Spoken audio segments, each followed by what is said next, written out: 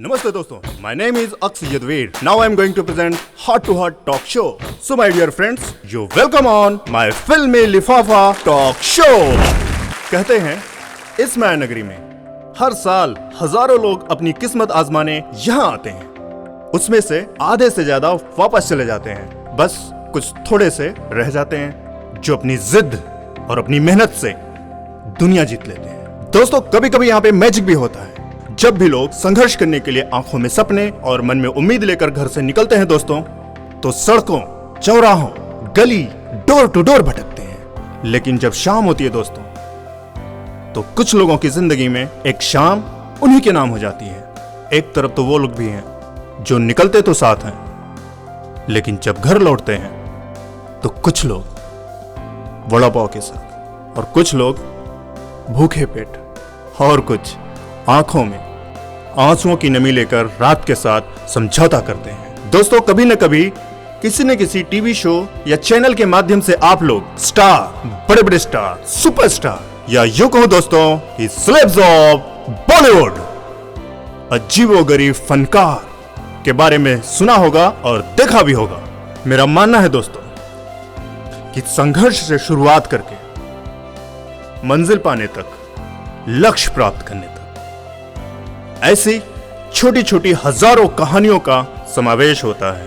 लेकिन दोस्तों, जब भी हम किसी सेलेब्स का इंटरव्यू देखते हैं तो उनकी स्पीच में कुछ न कुछ कहीं कुछ मिसिंग सा लगता है। गौरतलब है दोस्तों कि जिस सेलिब्रिटी से हम उम्मीद भी नहीं करते, ऐसे संघर्ष से उनके भी स्पीच में हमें ऐसी संघर्ष भरी कहानियां सुनने को मिलती है, हमें देखने को मिल जाती हैं, जो यकीन कर पाना थोड़ा मुश्किल होता है। तो दोस्तों, हम लेकर आ रहे हैं आप लोगों के लिए एक ऐसा शो जिसके माध्यम से आप लोग जान पाएंगे उन हजारों कलाकारों का संघर्ष, उनके मकसद के पीछे की एक छोटी छोटी सच्चाई, उनका जुनून और उनकी प्रतिभा।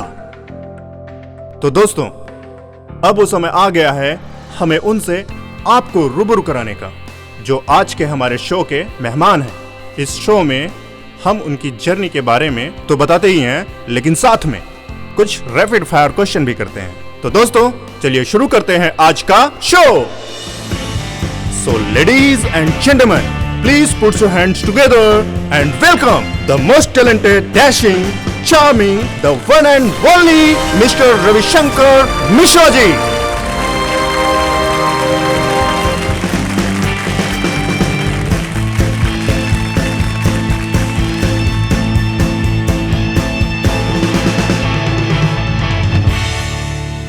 सबसे पहले सर, आपका हमारे शो पर स्वागत है। प्लीज अपने बारे में कुछ बताइए।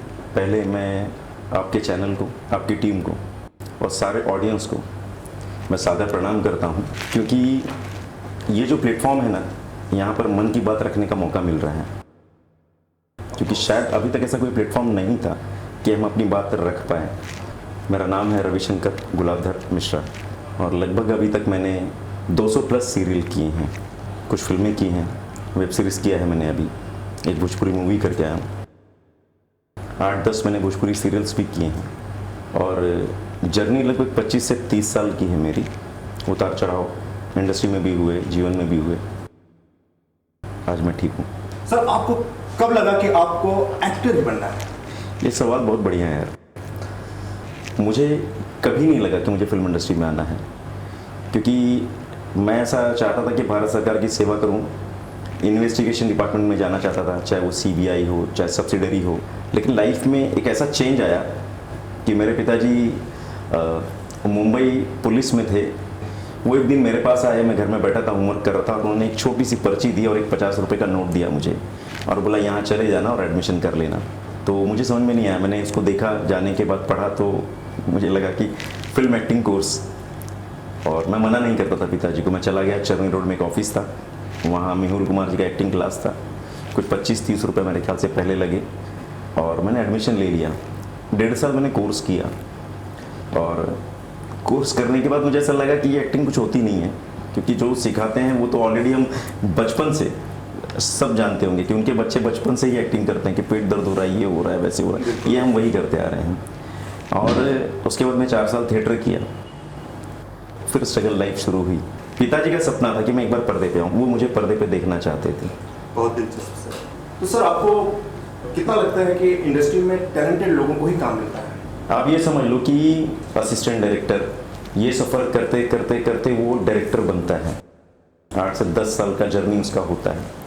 और जब वो इंडिपेंडेंट डायरेक्ट करने के लिए कोई शो लेता है या फिल्म लेता है, सीरियल में अधिकतर होता है, फिल्मों में तो नहीं होता है, तो चैनल से एक क्रिएटिव आता है जो उसको सिखाता है कि डायरेक्शन आपको कैसे करना है, एंगल कौन सा ठीक है, ये कैसे ठीक है। वो सिर्फ पढ़ कर क्या होता है। तो अब यहाँ टैलेंट क्या था मुझे नहीं समझ में आया। फिर उसके बाद में अगर आप एक्टर हैं तो आपको समझ में आएगा कि जब हम ऑडिशन के लिए जाते हैं, कास्टिंग के लिए जो बैठता है और जो ऑडिशन लेता है उसको शायद एक्टिंग का ए भी नहीं आता है। 10 लोग आते हैं, 20 लोग आते हैं, ऑडिशंस लेता है वो और बताता है सर ये ऐसा ठीक नहीं था, आपको ऐसा करना चाहिए था, आपको ऐसा करना चाहिए था। यहाँ पे खेल परसेंटेज का है। आपको काम तो मिलता ही है, आप में टैलेंट है तो आपको काम मिलेगा, या आप उसको परसेंटेज डिसाइड करिए, आपको रोल फिक्स हो जाता है। वो 25% लेगा, 20% लेगा, 30% लेगा, वो डायरेक्ट नहीं बोलता है, इनडायरेक्टली आता है। कास्टिंग काउंट के बारे में हमने सुना ही है। पहले लड़कियां कॉम्प्रोमाइज करती थी, अब तो लड़के भी करते हैं। इंटरेस्टिंग। अगर ये टैलेंट आप में है कि अगर आप शाम को टेबल पे बैठ सकते हैं, आप कॉम्प्रोमाइज कर सकते हैं, वो जैसा बोलेगा वैसा आप ना सकते हैं, तो आपके पास काम है।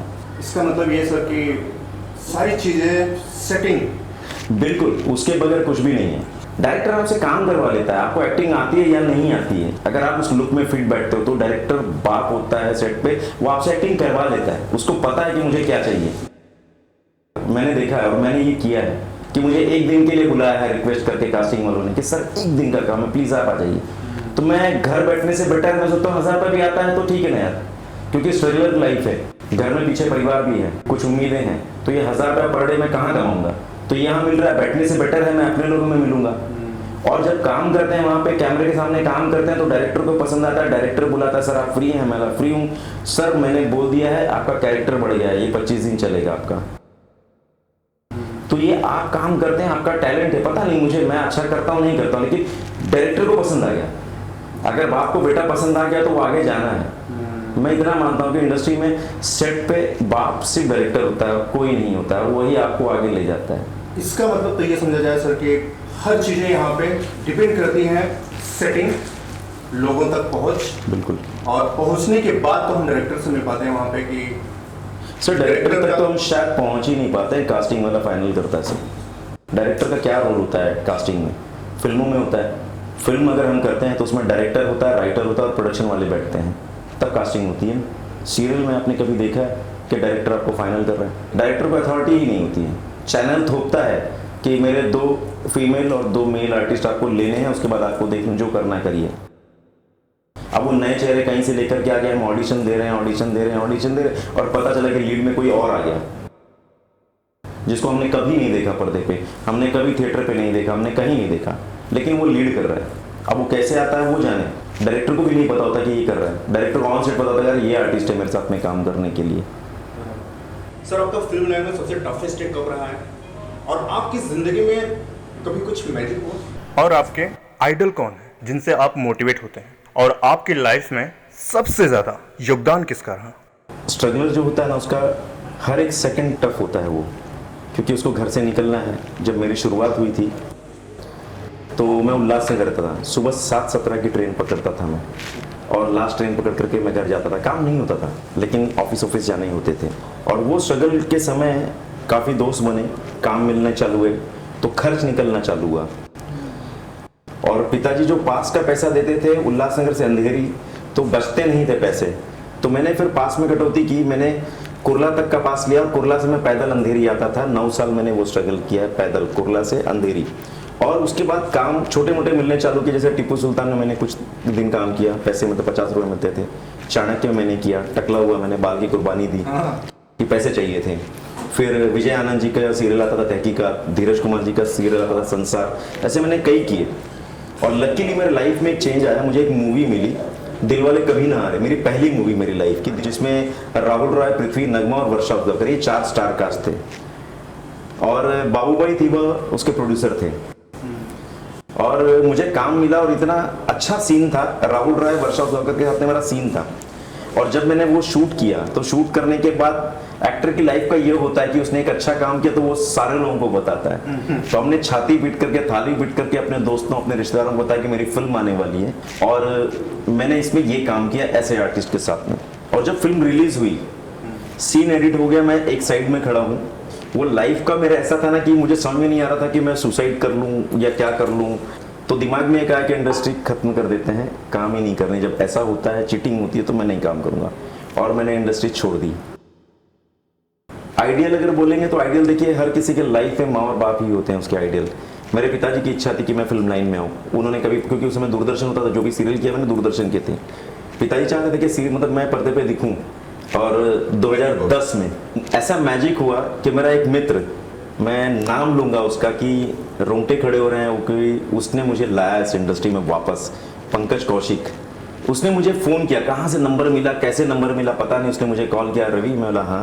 बोले यार मैं लैपटॉप पे टाइप कर रहा था, तेरा नाम आ गया, ऐसे रवि आया, तो मेरे को याद आ कि मेरा एक दोस्त था और आज मैं कुछ करने जैसा हूँ यार, मिलेगा क्या। तो मुझे पता नहीं था और मैं एड्रेस लिया और आया, कॉन्टिलो आ गया। कॉन्टिलो आया तो झांसी की रानी का पोस्टर, तो मैं समझ गया फिल्म इंडस्ट्री में ये साल अभी तक। मैं मुझे नहीं करना है। तो मैं बाहर से फिर मैं नहीं यार, दोस्त है, मिल तो लेते हैं।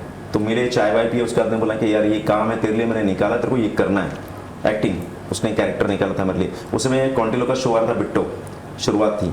तो मैंने मना कर दिया, सीरियसली मैंने नहीं करूँगा यार। बोला मैंने बोल दिया यार, तू करेगा, मेरे हाथ में आज है कुछ करने जैसा, तो मैं तेरे लिए कर रहा हूँ। ये पहला होगा आखिरी होगा मुझे पता नहीं, लेकिन इसके बाद तू रिटर्न नहीं जाएगा ये मुझे पता है। और मैंने उसकी बात मानी और लाइफ के 5 साल ऐसे रहे कि शायद कोई ऐसा चैनल बचाओ जिससे मैंने काम नहीं किया, और शायद ऐसा कोई शो बचाओ जिससे मैंने काम नहीं किया हो। और ये मैजिक सिर्फ और सिर्फ पंकज कौशिक की वजह से हुआ था मेरी लाइफ का।